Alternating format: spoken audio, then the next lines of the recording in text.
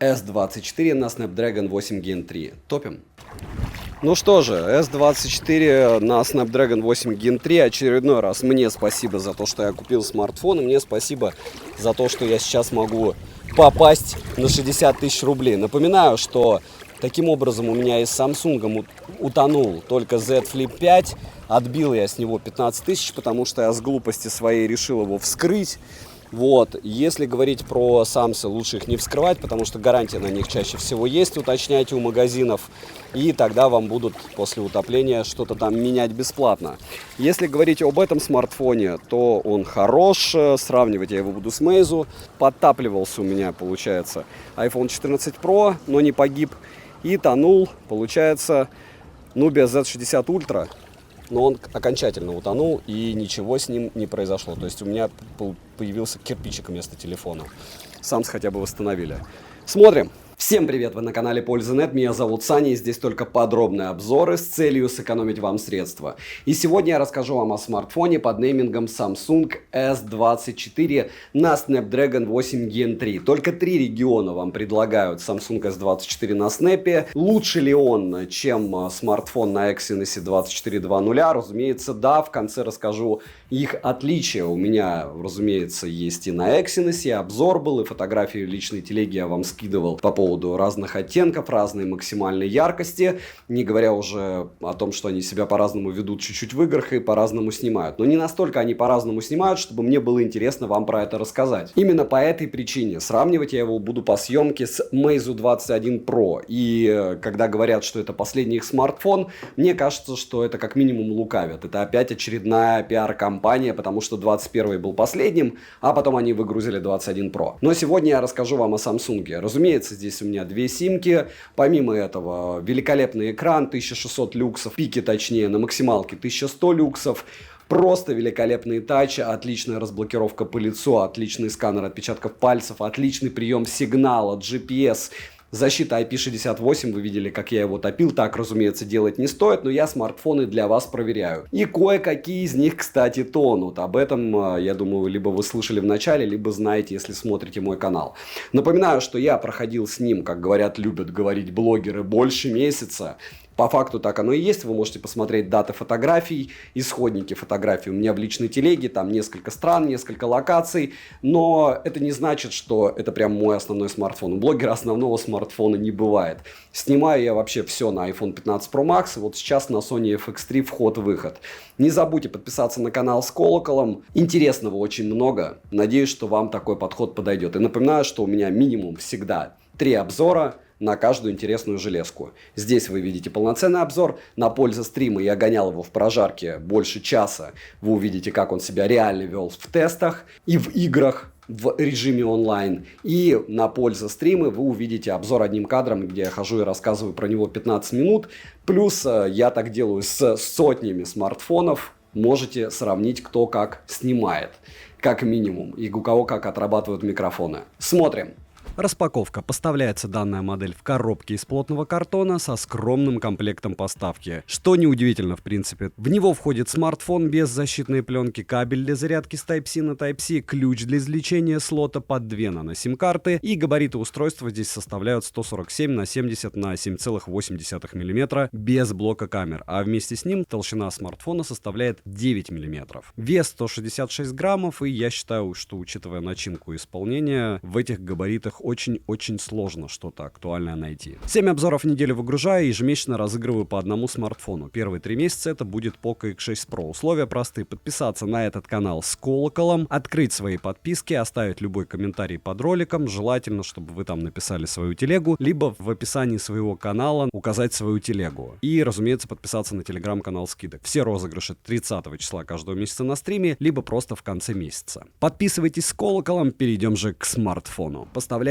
S24 в черной, серой, синей, зеленой, оранжевой, фиолетовой и желтой расцветках. Внешне смартфон такой же, как и версия на процессоре Samsung Exynos 2400. Тыльная часть выполнена из стекла, а рамки из алюминия. Материалы качественные, сборка хорошая, грани прямые, и пользоваться одной рукой очень удобно лично мне. Водонепроницаемость по стандарту IP68 имеется. В начале ролика вы видели, как я смартфон топил. С ним все хорошо. Если что-то случится, разумеется, расскажу в своей личной обычной телеге, его я себе оставляю. Версию на Exynos я продал. Далее, на корпусе расположили кнопку питания, качели регулировки громкости, разъем USB Type-C OTG версии 3.2 Gen 1, микрофоны и стереодинамики с поддержкой Dolby Atmos и настройкой звука, используя предустановки под разные сценарии. Разумеется, помимо этого всего, там есть еще и кастомный эквалайзер, и вибромотор здесь хороший, ко всему можно настраивать силу вибрации. В целом, Smart, учитывая габариты, во всех этих параметрах справляется. Хотя, опять же, по стерео и по звуку я считаю, что яблоки выигрывают в тех же габаритах. Вспоминаем 15 или 15 Pro, здесь на вкус и цвет. Bluetooth предпоследней версии 5.3, список поддерживаемых кодеков довольно скромный, если не сказать убогий, но не будем обижать Samsung. Летим дальше. Смартфон оснащен дисплеем Dynamic AMOLED 2X на 6,2 дюйма с разрешением 2340 на 1080 пикселей. Помним, что до этого у нас было примерно в таком же размере. Правильно, у нас был недавно Sony 10.5, и у него был 6,1 дюйма размер экрана, он был уже, но откровенно он был в разы хуже, хотя и стоимость у него тоже космос. Экран плоский, без закруглений, и защищен он стеклом Corning Gorilla Glass второй версии. Притом хочу отметить, что здесь никакого LTPO нет, то есть от 1 Гц ничего никуда не прыгает, но все равно экран хорош. Плотность пикселей 416 ppi, напоминаю, что флагманская это от 500 ppi, 416 ppi это очень даже прилично. Яркость по моим замерам 1000 люксов на максимальной яркости, 1600 люксов в пике, при том, что пиковую яркость он может держать максимум секунд 20. Потом он уходит просто на максимальную в 1100 люксов, и по большому счету для того, чтобы что-то посмотреть на пляже, вам хватит. Мультитач, разумеется, есть, и экран спокойненько откликается на 10 касаний одновременно. Полноценный Always On дисплей нового формата в наличии. Показатели шима не такие, как у прошлых моделей, как были под 100% и выше, но все равно процент шима неприятный. Хорошо, что до 20% он показывает на 100% яркости. Разблокировать экран можно при помощи сканера отпечатков пальцев, внедренного под экран, распознаванием лиц и стандартными способами разблокировки. Сканер отпечатков пальцев работает стабильно и быстро, распознавание лица срабатывает также хорошо. Можно завести несколько раз один и тот же отпечаток пальца, зарегистрировать биометрические данные можно только одного лица. И у меня все-таки один раз из 10 отпечаток не срабатывает. Летим дальше. Установлен здесь процессор Qualcomm Snapdragon 8 Gen 3 с техпроцессором 4 нанометра с 8 ядрами. Максимальная частота у него 3,3 ГГц, графический процессор Adreno 750, оперативная память LPDDR5X на 8 ГБ. Внутренняя память UFS 4.0, но только для версии на 256 ГБ и 512 ГБ, а для версии в 128 ГБ тип памяти UFS 3.1. Кстати, как раз на 128 ГБ я Exynos и покупал, как вы помните в обзоре. Интерфейс One UI версии 6.1 на базе Android 14 версии. Смартфон поддерживает функцию Samsung DeX, Android Auto, SmartThings, Smart Switch, технологию Galaxy AI и не только. Но по поводу технологии Galaxy AI и вообще всех AI-функций, по большому счету, здесь только вырезать фотографии остается нам и все, потому что никаких переводов на русский язык во время разговора здесь нет, потому что русский язык не поддерживается. Помимо этого еще и Samsung Pay отрубился в России, и вообще еще много всяких прелестей, которые они нам дали, чтобы можно было сказать, что Samsung теперь обрезан почти как и яблоко. Хотя, опять же, карточки пока можно заводить и оплачивать МИР-ПМ. По связи имеется поддержка высокоскоростного Wi-Fi 6E версии, eSIM, поддержка 5G сетей, 4G сетей со всеми бэндами. Связь смартфон ловит хорошо и датчик приближения не подводил, но по поводу бэндов и агрегации частот все зависит от региона, вплоть до того, что у вас может не быть русского языка на снапе. GPS-тест показывает точность 3 метра, отрабатывает он лучше, чем GPS на Samsung Exynos 2420. И еще хочу отметить, что GPS у вас может плохо работать, в принципе, в больших городах, потому что глушилок сейчас очень много. Емкость аккумулятора 4000 мАч, PC-марк он у меня отказался проходить, но смартфон в играх показывает неплохую автономность, 25% в час он примерно поедает, только есть маленькое но. Мало того, что он сбрасывает яркость, допустим, в том же PUBG до 400 люксов через 2 минуты игры, но в Genshin он вообще через минуту у нас сбросил до 300 люксов. Кто играет в игры, те понимают, о чем я. Вот на этих люксах можете играть на своих там 60-90 FPS, которые, разумеется, будут просаживаться, но это однозначно не игровой смарт. Смарт поддерживает проводную зарядку до 25 Вт, беспроводную зарядку до 15 Вт и реверсивную. Заряжается от 0 до сотки в среднем за 1 час 20 минут. От родной зарядки у кого-то он у блогеров заряжался за час, я не знаю, как они заряжали, может с 10%, с 5, с 15. У меня час 20. Напоминаю, что у меня этот смарт уже месяц. При просмотре роликов на YouTube за 1 час у меня уходит в среднем по 5-6% заряда. Перейдем к тестам. Тротлинг тест проходит выходит со следующими результатами. 327 гипсов минимально, максимально 481 гипс и в среднем 394 гипса на 100 потоках при 60 минутах. Сколько он выбивает в Geekbench, 3D Mark и Antutu, вы видите сами, но хочу отметить, что в Antutu у него была магия. Когда мы на польза стрима проводили онлайн-прожарку этого смартфона, у него первый прогон, скорее всего, потому что был онлайн-помощник активирован, был 1,5 миллиона баллов в Antutu, а два остальных прогона по 1 700 000, при том, что он сбросил яркость первый раз больше, чем второй и третий. Второй и третий раз он сбросил яркость меньше. Если говорить про вообще все тесты, мне понравилось, что он 3D Mark пусть прошел и с ужасным результатом, там стабильностью ему 30-40%, но плюс огромный в том, что он прошел его без морозилки. Стресс-тест прошел далеко не идеальный. Перейдем к камерам. Основной широкоугольный сенсор на 50 мегапикселей с апертурой 1.8. Оптическая стабилизация, разрешением для видеосъемки 8К 30 FPS, 4К 60 FPS и ниже. Но 120 FPS для 4К нет, как, допустим, в Samsung S24 Ultra. Далее мы имеем телефотосенсор Samsung ISOCELL 3K1 на 10 мегапикселей с апертурой 2.4. Оптическая стабилизация. Последний сенсор — это сверхширик Sony IMX564 на 12 мегапикселей с углом обзора в 120 градусов и апертурой 2.2 и цифровой стабилизацией. Вот он по мне чуть-чуть хуже, чем в Exynos отрабатывает, все остальные модули лучше. Фронтальный сенсор на 12 мегапикселей с автофокусом находится в верхней части экрана по центру, и максимальное разрешение для съемки видео у него 4К 60 FPS. В сравнении со смартфоном от Meizu особо рассказать нечего. Samsung в основном справляется однозначно лучше, но я бы хотел обратить ваше внимание на сравнение ночью, так как в этом сценарии использования Meizu показал себя лучше, чем Samsung. Короткий пример вы сейчас увидите. 4К 60 FPS, фронталка в помещении, и если не считать роллинг шаттера, то всяких пятен, морщин, всего остального я вижу больше, намного больше по Meizu. Мы опять же помним по поводу стоимости. Ну и понеслась интересная тема. Чем она интересна? Смотрите, сейчас я зафиксирую. Вот у нас ультраширик. Ультраширик печальный, что на одном смартфоне, что на другом. Это безапелляционно. Но нас интересует больше не то, что как ужасные ультраширики, хотя это тоже интересует, но и то, как данный смартфон будет приходить на основной модуль. А, к сожалению, Samsung это делать не может. Если говорить о Meizu, кружочек здесь есть. И да, цвета с ума сходят. О, вы видите, какая разница? Ну вот так. И X10 так. Здесь максимум с ультраширика. X2, и не рассказывайте мне про хаос, я его и так вижу. Теперь другая история. Смотрите. У нас основной модуль, с основного я начал. И вот с основного, когда ты начинаешь, ты не можешь на Meizu уйти на, получается, телевик. А на Samsung тоже. Вообще ничего не можешь. X10 два смартфона. И вот здесь по мне на семерку посмотрите, кто здесь выигрывает, да? Вот так, X2, где-то X3. Лучат 4К 60 FPS, HDR отключен на Meizu, битва телевиков. Пока я не вижу, чтобы Meizu что-то где-то рвал металл и побеждал. Скорее наоборот. Опять же надо смотреть на компе, потому что очень часто это все не так. Так, давайте будем откровенны. Я нашел еще как поизвращаться. Вот так. 4К 60 FPS. Samsung и Meizu работает со светом. Как говорится, ха-ха-ха. На Meizu включен HDR, и он ему не помог. Вообще никак. Еще и фокус стал с ума сходить. И вот такие вот штуки с Happy Melody.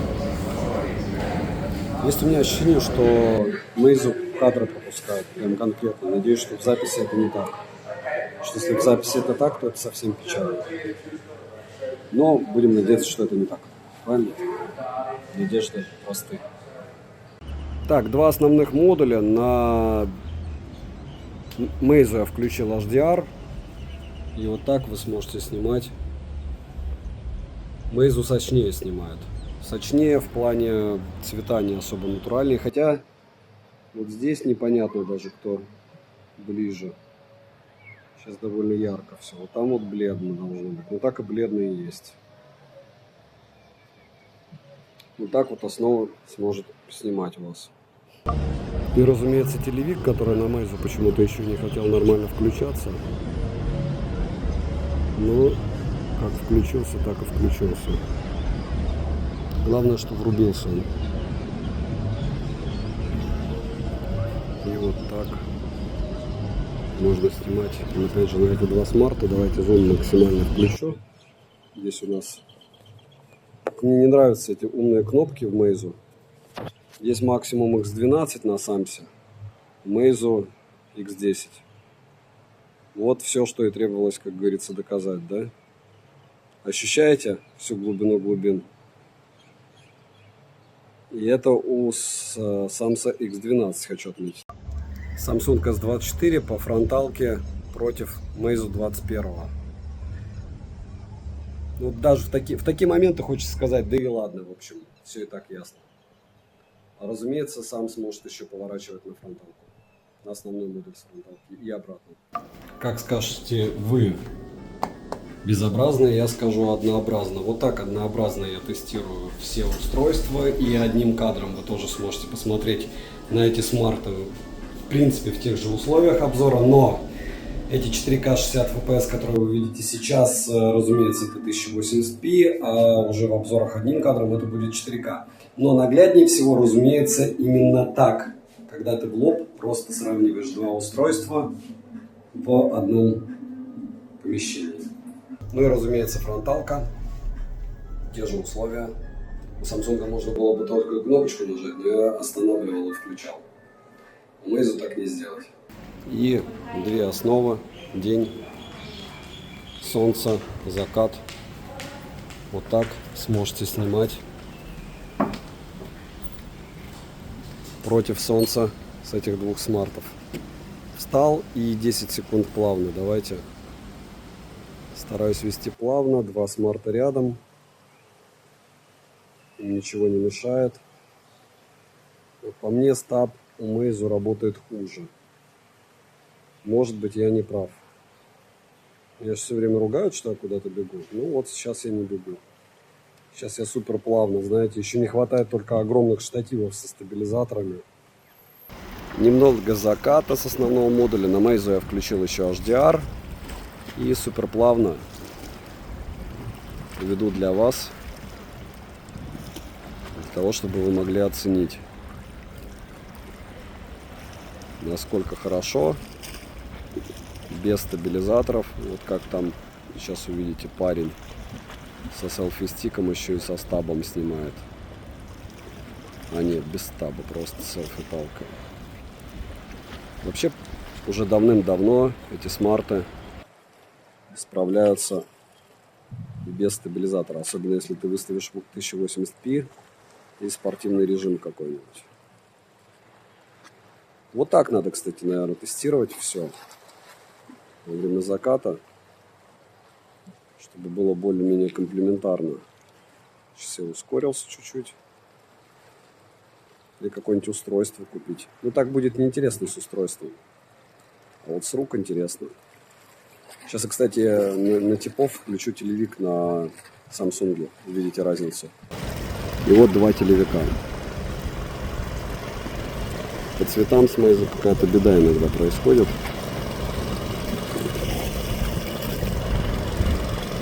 А иногда нет.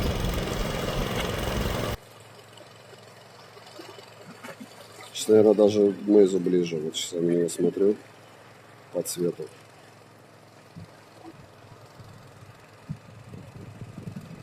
И немного фронталки, те же условия.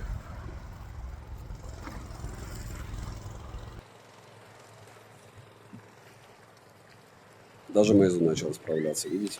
Ну что, сравнение ночных фотографий. Samsung против у нас великолепного Meizu 21 Pro. И при одинаковых условиях, я не дергал рукой ни в одном, ни в другом случае, мы имеем просто космическая разница фотографий. И это видно как по отдельным элементам, так и в общем. То есть Sam's сплошняком по мне в шумах. Исходники скачивайте, расстраиваетесь, кто собирался купить Samsung или нет. Здесь у нас немного телевика, и вы сами сразу видите, где у нас Samsung, где у нас Meizu. При том, что Meizu, посмотрите, у меня поплыл. Я не знаю почему, хотя я вроде бы держал нормально. Но стабилизатор у Meizu сказал «до свидания». Но если говорить про детали и шумы, у Samsung шумов значительно больше. И мне бы очень хотелось рассказать вам, что Samsung в этом варианте развития событий показал правильные цвета, но нет. Да, Meizu тоже, я бы сказал, напортачил местами.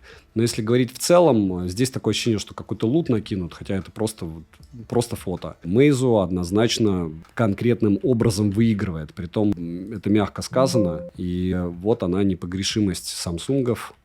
И девайс, который по большому счету вообще никому не нужен. То есть, кто собирается купить Meizu? Напишите, пожалуйста. Очень советую ознакомиться с подобными фотографиями в моей личной телеге. Почему? Потому что этот пейзаж у меня каждый день. И каждый день, соответственно, разные смартфоны. Но вот здесь уже при одинаковых подходах мы имеем чуть-чуть разные снимки. Почему? Почему детализация здесь лучше? Потому что здесь 50 мегапикселей, а здесь у нас нет. Это неудивительно, опять же. Вот когда вы в детализации видите какие-то изменения, то вы можете предположить, что блогер вам просто показывает разные разрешения снимков. Так что Meizu, с одной стороны, здесь проиграла в деталях, но с другой стороны, я вам скажу, что цвета она передала правильные. И если посмотрите, допустим, на море и на все остальное, Meizu реально выглядит лучше. Хотя, опять же, если при приближении, оно проигрывает конкретным образом. Но здесь дело в физике. Вообще, если честно, по идее, у меня это должно было быть каким-то пиаром Samsung, но в итоге получилась какая-то беда. Хотя здесь 50 мегапикселей с цветами печаль. Тени выводит Samsung хуже, каким-то общим ощущением от фотографии. Здесь у нас опять такое ощущение, что лут, хотя это не лут. То есть работа со светом, динамический диапазон у Samsung хромает. У Meizu тоже не все супер волшебно, но на голову выше. В принципе, как и должно было бы быть. То есть единственное, Meizu по мне проигрывает Samsung по стабильности видео. По фото, даже при разных мегапикселях, Meizu молодец. Ну и как я люблю говорить, вот смотрите, здесь у нас несколько примеров фотографий. Если бы я только их показывал и рассказывал вам, что вот здесь у меня один неудачный снимок, а зато все остальные Samsung молодец отработал, и вроде бы все цветастые, и места интересные, и там углы он не замыливает, и шума нет. Без сравнения или с тем же Samsung в сравнении кажется все волшебно и отлично. Здесь еще и красивые какие-то предметы, но не зря я сделал на него почти 5 сотен фотографий. Скачивайте исходники, даже, по-моему, больше в моей личной телеге, оценивайте, насколько они хороши, и помните, что всегда может быть что-то лучше. Допустим, те же Huawei по мне лучше по объему, даже Honor какие-то. Может быть, следующий Samsung S24 Plus я буду уже сравнивать с Honor 100, и там, я вам скажу, вообще не все однозначно. Но по факту подход, вы понимаете, нужна хорошая фотография, сами скачивайте у блогеров исходники и сами делайте выводы, потому что здесь вопрос от того, как вам будут что продавать. Чтобы продать Samsung надо сравнивать с Samsung, как вы понимаете. Чтобы его не продать, нужно сравнить с чем-то, что покажет, что Samsung тоже не является непогрешимым девайсом, и у всех есть свои минусы. 4К 60 FPS, 4К 60 FPS на ультраширик не перейти, хотя это Snap. И вот так вечером вы сможете снимать максимум зум X10. 4К 60 FPS, ночь, Marriott, улица и т.ц.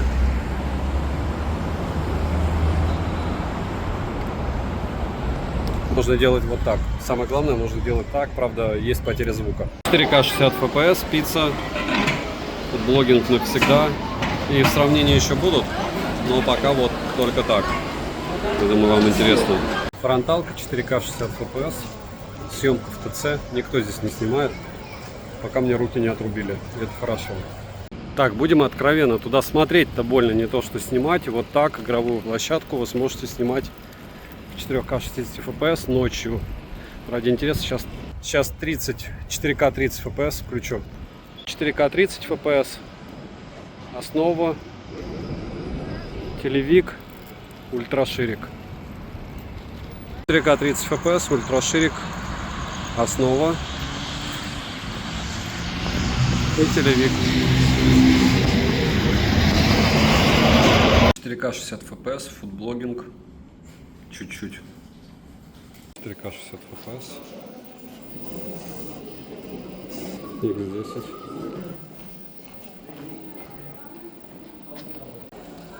Немного искусства из Лувра. Урны с прахом, дом смерти. 4К 60 FPS основа. 4К 60 FPS всегда, если не сказал что-то другое. И фронталка в Лувре, Абу-Даби. Такая интерактивная штука.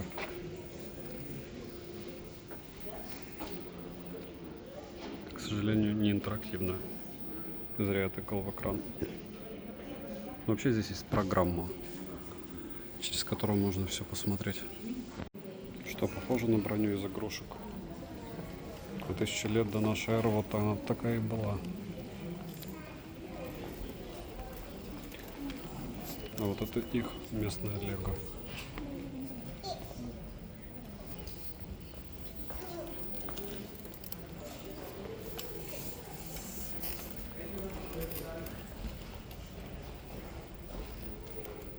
Классно снимает.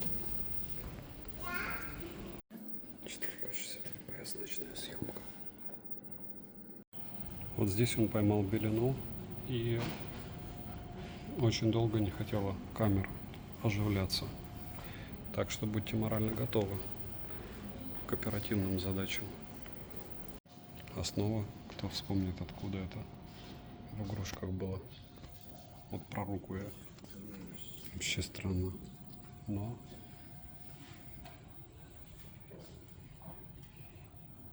такая была фантазия 500 лет назад.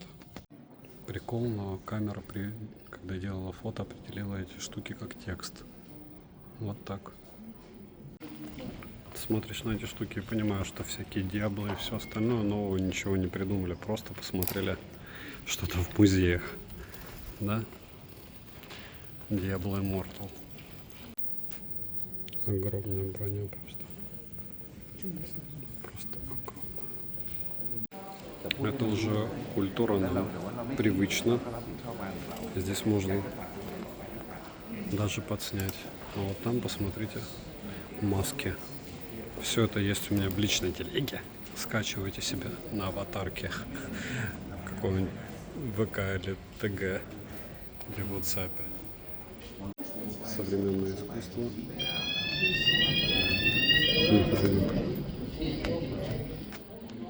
X1. 4К 60 FPS. И вот так вот эпичненько выглядит великий ужасный купол Лувра в Абу-Даби. Ну, круто. Выглядит круто. Очень. Это кафе.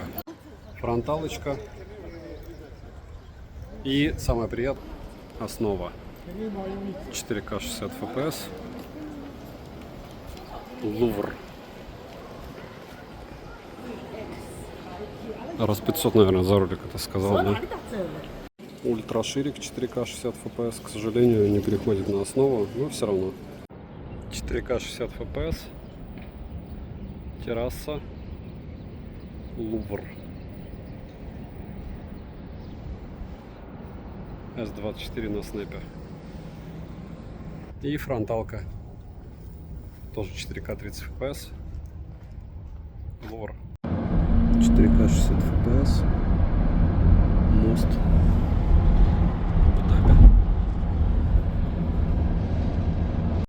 Аквапарк Абу-Даби.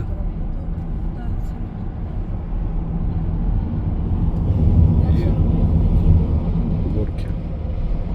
Выглядит, кстати, Ferrari Центр очень даже эпично. Огромная штука. Огромная. Выглядит шикарно. Даже на ультраширик. Ультраширик. Основа.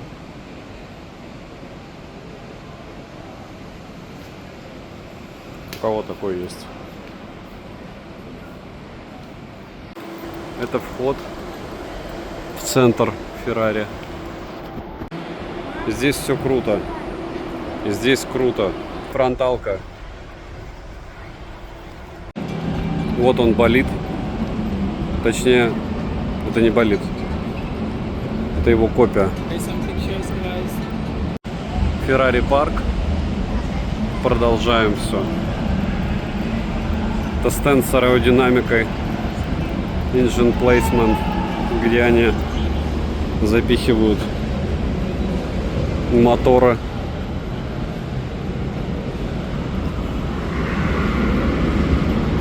Разумеется, такая веселушка за отдельные деньги. И, разумеется, несколько машин от Ferrari. Выглядит эпичнее. Насколько хорошо снимает. Снимает вообще классно. О, смотрите, развлекалово. Интересно только, почему он подключен к электричеству.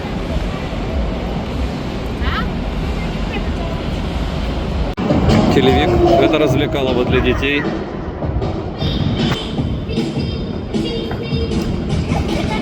Еще телевика немного. Ferrari Park. Еще. Смотрите, там можно в машинке поиграть. X4, X10 максимум. Телевик отключен. Основа 4К 60 FPS. На этом можно со всеми покататься. Выглядит, конечно, это все эпично. Телевик только нашел, кстати, что здесь еще и плавают эти. Нужно еще на лодочках покататься, не только машинки погонять. И вот там турботрак выезжают. Вот там, кстати, академия покатушек на картах для детей. Вот сюда вот вылетают, я постараюсь снять. И потом падают. И вот эта штука трясется так, что, наверное, я покатаюсь. Страшно выглядит. Есть телевик. Смотрите, как они едут сюда. Вот здесь они заезжают наверх и уезжают обратно. И также вылетают. Быстро и просто. Кстати, в этот раз никто не кричал. Вот здесь веселее, кстати, кружочек. Петля точнее. Основа, очередь. Самолет.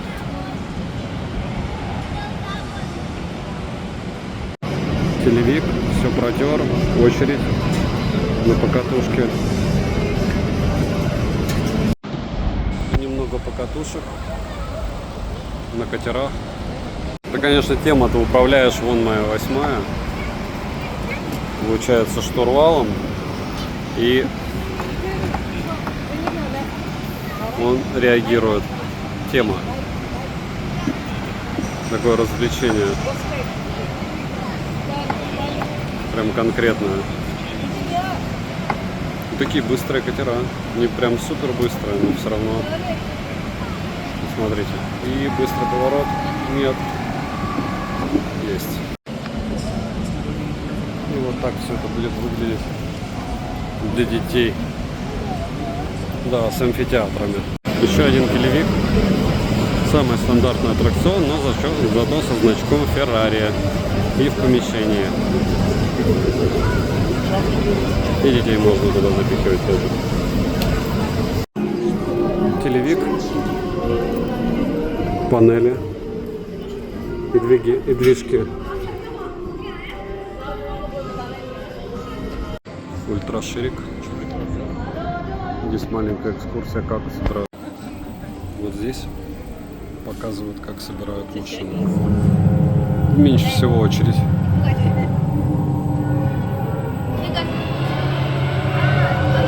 We have a proud racing tradition and a constant desire to innovate. But it's a tunnel in Maranello. Проверяют динамику. Ультраширик. Вот так делают. Выглядит очень френдли. Очень. Немного магазинов Ferrari. Ценники можете посмотреть потом в примерах фото.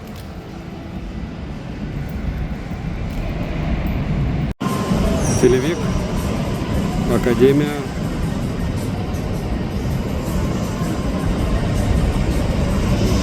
Ну, в Тае, кстати, скорости повыше и повеселее. Вот эти вот покатушки. Хотя и поопаснее. Здесь все-таки максимальная безопасность. Вон даже, видите, пружины на боковухах. Ой, еще нашел аттракцион.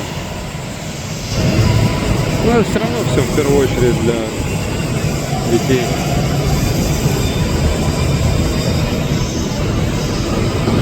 X10 и единичка.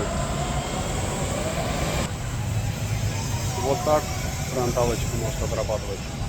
О, вообще тема. Вообще тема. Смотри, да. По маленькому кругу и все. Перегрузочка. Не обедайте до этой штуки. Картинг вблизи. На основной модуль. Народ фоткается сидя, а мы делаем видео стоя, да? Вот так. Сможете снимать на фронталку. Всякие штуки. Кстати, зачем снимать на фронтал? Так. Ха.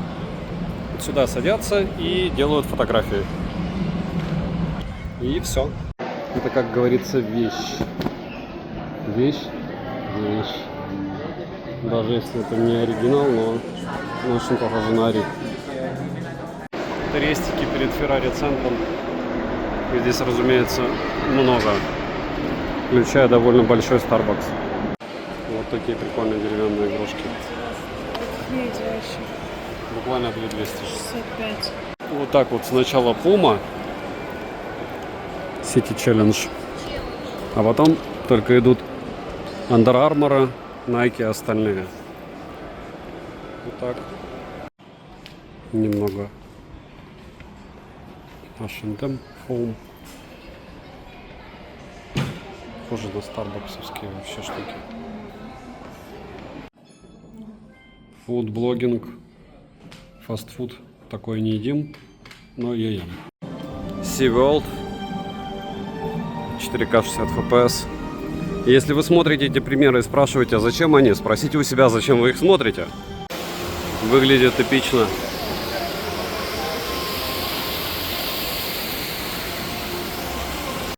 Рыбки. Выпускаем кракенов.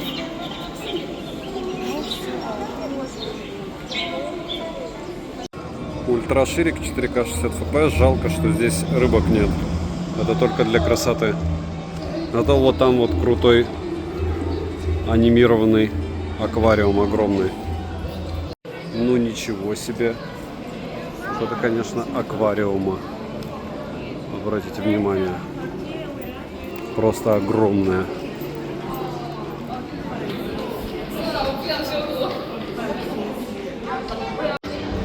К 60 FPS. Выглядит, конечно, это очень круто. Очень. Вообще. Прям очень-очень-очень.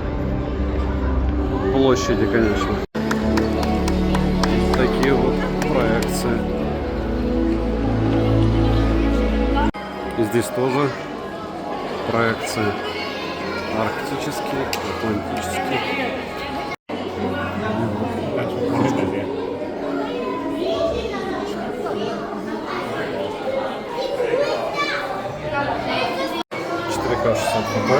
Птички.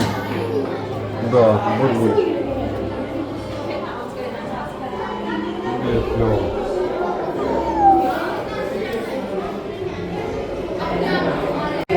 Птичка на телевик. С утками вместе. Телевик. Выдра. Выдра. X4, X5, X1. Много места для плавания. И кормят выдр. Вот так это все эпично выглядит. Вообще масштаб огромный. Скаты. Вообще прям рядом.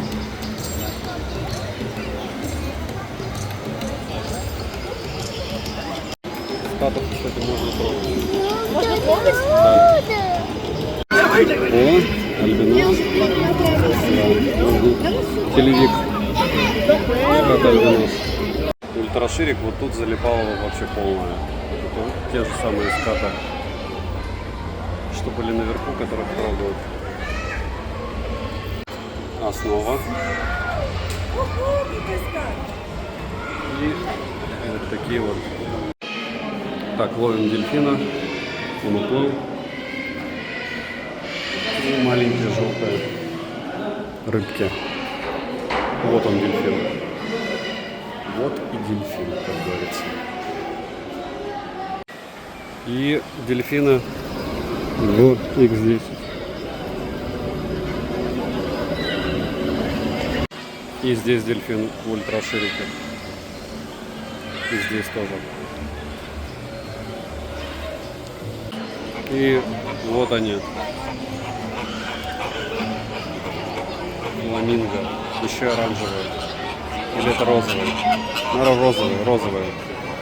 Фронталка 4К 60 FPS. И вот если вы будете снимать себя на фоне розовых фламинго, роллинг шаттер и все остальное будет выглядеть вот так. Да, масштабность зашкаливает просто.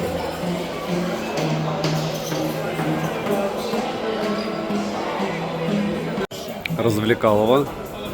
Заползаете, скатываетесь.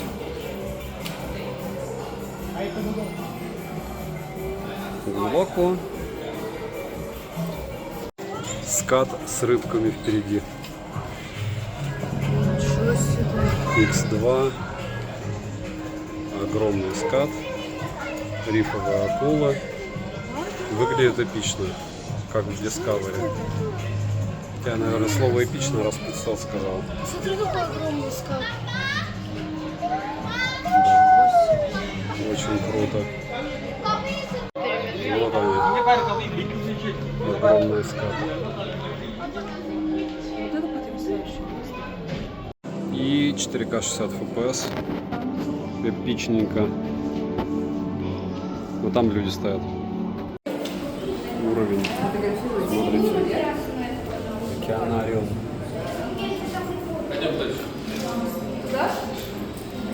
И еще немного. Что тебе выглядит невозможно эпично. И это предводитель скатов.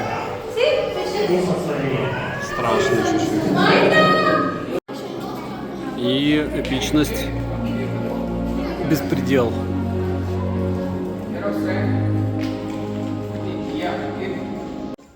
К 60 FPS, как в фильме каком-то. И еще рассказы про то, как в океане много маленьких живностей микроскопических. О, развлекушки. Кстати, здесь, да, здесь есть и аттракционы.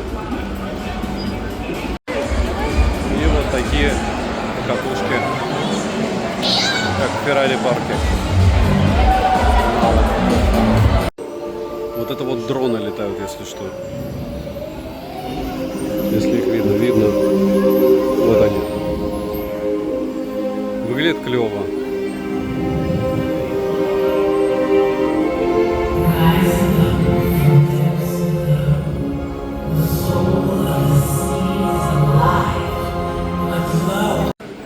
Латте навсегда. Как говорится, все в Икее для людей. Но здесь через жетончики. То есть 50 кофе никак не сделать. И 334 почти. И все. Комплит Икеа. Да, игрушки совместно с Икеей. Леончики и киты. Киты и акулы. В воскресенье, 6 часов вечера, и вот так выглядит Икеа в Абу-Даби. Это просто реально 6 часов вечера. И вот это Икеа. То есть сколько там? 30 касс и 20 человек на них. Понятно, что месяц Рамадан, но пусто. Мечеть шейха Заида, 4К 60 FPS, и вот так это все дело будет эпично выглядеть на подходе. Даже те, кто прилетают сюда на один день или с пересадкой на 6 часов, стараются увидеть это эпичное сооружение. Вход в мечеть здесь для посетителей. Вот такой лифт. Хотя можно ехать на эскалаторе. 4К 60 FPS. Если собираетесь в мечеть и беспокоитесь, что будет жарко, нет, здесь все внизу и можно поесть в маке даже, пока идете туда. 4К 60 FPS, это все еще фойе перед мечетью. Это вторая. Сферообразная ложа, через которую ты идешь. Толеранс пав, тропа толерантности. Ультраширик, 4 минарета и иксы X2. Ультраширик. Народ сюда идет, чтобы делать вертикальное видео. Напоминаю, что она современная. Ультраширик.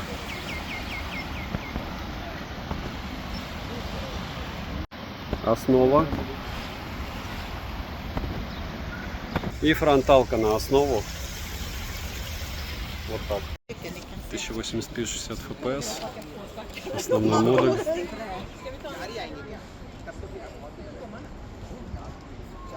Вот так.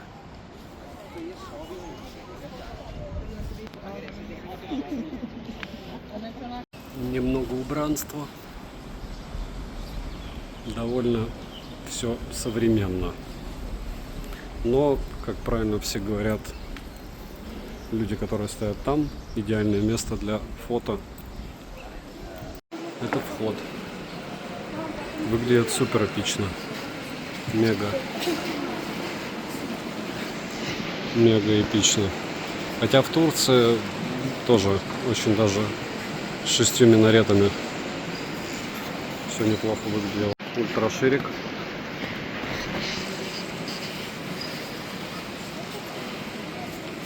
Витраж. Вот он вход. Кондиционеры работают. Фронталка.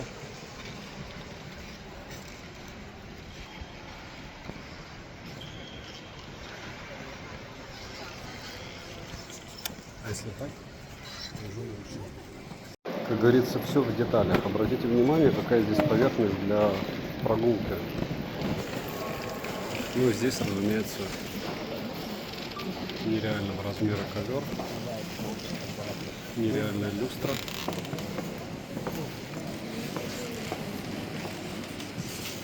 Все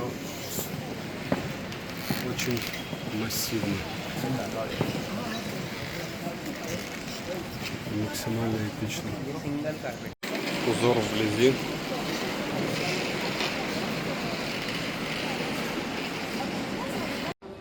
«4К 60 FPS», еще один ТЦ. Пустой. Мне кажется, здесь трафик человек 15 в день. Переход подземный с оленятами. Сквер. Центр.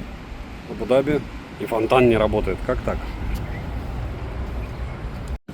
И немного набережной.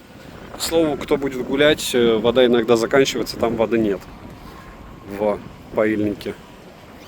И вот так, прям как в каком-нибудь Калининграде, можно вдоль водички ходить.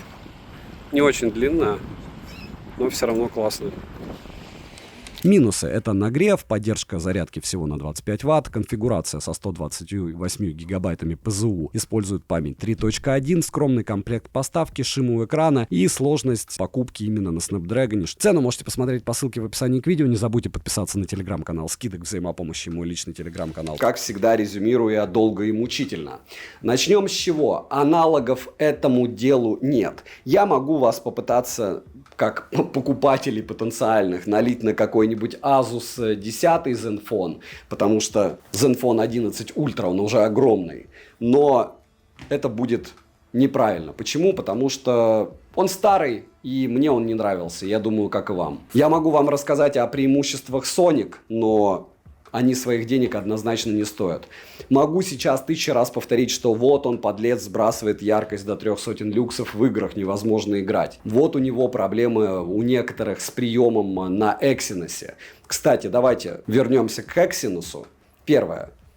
По поводу Samsung, аналогов в таком формате у нас только iPhone 15 и 15 Pro, все, про остальное забыли. Если говорить про отличие от Exynos, у очень многих, в том числе у меня, этот смарт лучше ловит на снэпе. У меня здесь не желтит экран, в отличие от экрана на Exynos. Я не знаю почему, может партии разные, либо меня глючит, но вот как я вижу.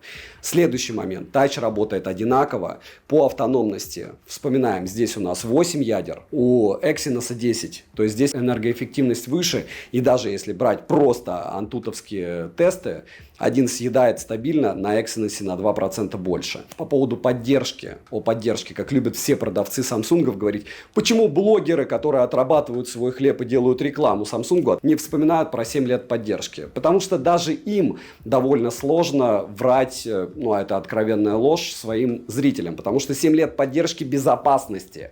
А по факту вы получаете 3 года обновления смартфона, и вряд ли кто-то с этой батарейкой в 4000 мАч спокойно отживет больше, чем 3 года. Ее нужно будет менять, плюс еще и они с прошивками не всегда лучше делают старым моделям, да? Я думаю, многие с этим сталкивались. Хотя, опять же, многие напишут, что нет, все хорошо, а можно еще не обновлять, и прошивками Samsung не ухудшает качество видеофотосъемки. Но не будем разглагольствовать. Если говорить о его способностях с точки зрения видеосъемки. Учитывая количество шумов ночью, все-таки Meizu он проиграл. Я думаю, вы со мной согласитесь ночью. Днем по мне он лучше. По сумме всего он лучше снимает, чем вот этот вот огромнейший смартфон, который в принципе очень даже хорош. Я не знаю, с чем я буду сравнивать Meizu, но точно не со S24. Я себе этот смарт оставлю. Однозначно, если его рассматривать, нужно приобретать что-то на 256 гигабайт как минимум. Я могу рассказывать вам долго, что у меня не всегда отрабатывает сканер, но я буду неправ, потому что он у меня сглючил 2 раза и все. Я могу вам долго рассказывать про то, что меня там бесят рамки, фронталка по центру, не знаю, таксишник не по центру или еще какие-то вещи. Но Samsung пользуется тем, что больше, кроме яблока, никто не может ничего подобного предложить. Я с Samsung ходил, получается, еще 4 года назад. Я его в кармашек клал. Основной у меня был телефон Huawei P20 Pro или уже P40 Pro. Я на него снимал. А этот был для именно использования. Только я его заряжал по 3 раза в день. Этот можно заряжать реально раз в день, и, скорее всего, вам хватит. Хотя, опять же, если вы будете рубиться в Genshin 3,5 часа, 3 часа, если он еще не сгорит, вам повезет, и будет вам радость. К чему я все это ввел? Скорее всего, на Qualcomm-овском процессоре вас интересуют телефоны больше, чем на Exynos. И это правильно, потому что Tensor в топку вместе с Exynos. Я не знаю, вот напишите реально в комментах, кто выбирает Exynos. И тогда почему. Единственный момент, как у меня часто спрашивают, а что с бендами, что с агрегацией частот? А вот никто вам про это не скажет. И Samsung это тоже не интересно. И по отзывам, и у меня также, на снапе смарт ловит лучше. На Exynos бывает такое, и вы можете почитать это в комментариях, много у кого и в форумах, что человек просто говорит, связь теряется и нужно только в авиарежим уходить. Вот как было, так и осталось. Лагает ли больше оболочка на Exynos? Да. В общем, в целом, если вас я не отвернул от покупки, смартфон однозначно своих денег стоит. Если выбирать его или iPhone 15 Pro, в те же деньги, плюс-минус. Понятно, что 15 Pro будет чуть-чуть дороже. Вспоминаем Авито, левые магазины, там серые магазины. Кому-то же вы доверяете. Однозначно я выберу iPhone 15 Pro. Почему? По миллиарду процент причин, и в том числе из-за видеосъемки, еще много из-за всего. Но этот девайс очень крутой, рекомендовать могу. Чтобы покупать что-то на снэпе у Samsung в S24, напоминаю, что S24 Ultra они выгрузили только на снэпе, они же хотят его продавать. Нужно все-таки полазить в форумах, почитать отзывы и приобрести девайс сюда. Добра и удачи вам, дорогие друзья.